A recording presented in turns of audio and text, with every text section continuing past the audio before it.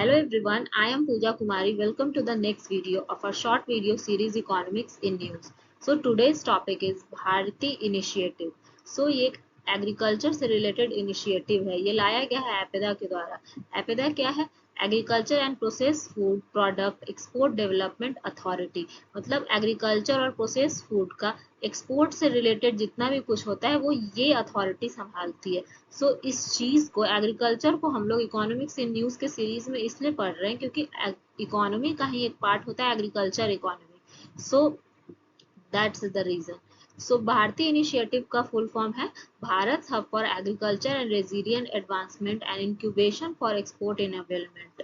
मतलब इस इनिशिएटिव के थ्रू जो एग्रीकल्चर को कैसे टेक्नोलॉजी के साथ मर्ज किया जाए, मतलब टेक्नोलॉजी का यूज करके एग्रीकल्चर को एफिशिएंट बनाया जाए और हमारे एग्रीकल्चर सेक्टर से ज्यादा प्रोडक्टिविटी निकाल के उसको एक्सपोर्ट इनेबल किया जाए, मतलब ज्यादा हम लोग एक्सपोर्ट करें। तो इसका मेन ऑब्जेक्टिव है स्टार्टअप एम्पावरमेंट का।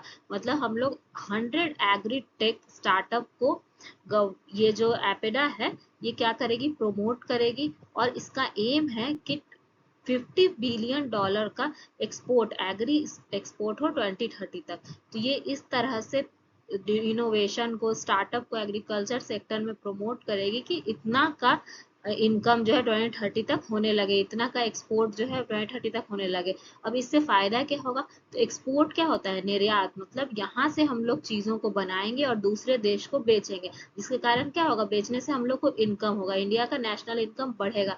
इसीलिए इसका ऑब्जेक्टिव है कि हम लोग एक्सपोर्ट को ज्यादा से ज्यादा बढ़ाएं, एग्रीकल्चर एक्सपोर्ट को। तो इसका फोकस एरिया क्या है? GI tag product. GI tag क्या होता है? Geographical indication tag. मतलब पूरे इंडिया के हर एक क्षेत्र में जो भी उस क्षेत्र का स्पेशलिटी है, तो उसी चीज को हम लोग क्या करें, उसको जीआई टैग दे दे। ये क्या टैग बताता है? पूरे इंटरनेशनली ये टैग ये शो करेगा कि उस मान लीजिए टी है, दार्जिलिंग टी, तो बेस्ट टी जो है वो दार्जिलिंग टी का इसको जीआई टैग मिल गया, मतलब बेस्ट टी दार्जिलिंग टी है।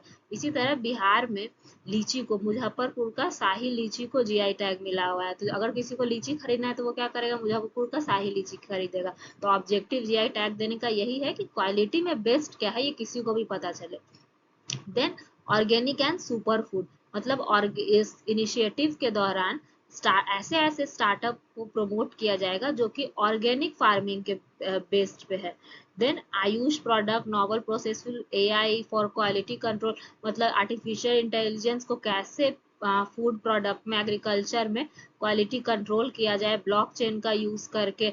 देन जो हम लोग एक्सपोर्ट करेंगे इधर उधर, उसको ट्रैकिंग कैसे किया जाए, ये सारा चीज हम इंटरनेट ऑफ थिंग्स आईओटी को यूज करके करेंगे।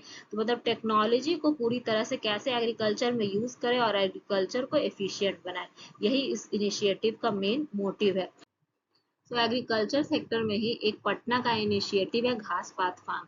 इसके अंदर हाइड्रोपोनिक या एरोपोनिक्स फार्मिंग सिस्टम को यूज किया जा रहा है।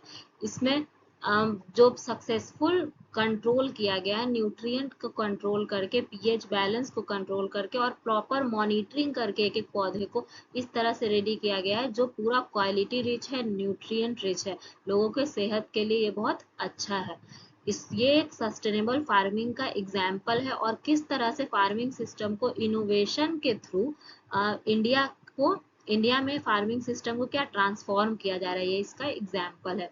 और भी बहुत सारे इनिशिएटिव हैं इसमें। भारतीय इनिशिएटिव के थ्रू मेनली गवर्नमेंट का ये मोटिव है कि टेक्नोलॉजी को कैसे एग्रीकल्चर फील्ड में इंटीग्रेट किया जाए और हमारे एग्रीकल्चर को एफिशिएंट बनाया जाए। आपका इसके ऊपर क्या राय है? कोई इनिशिएटिव ऐसा आपके दिमाग में है या क्या राय है इस इनिशिएटिव के बारे में? इसका सक्सेस होने का क्या चांस है इंडिया में? आप कमेंट सेक्शन में लिख के बता सकते हैं। Thank you.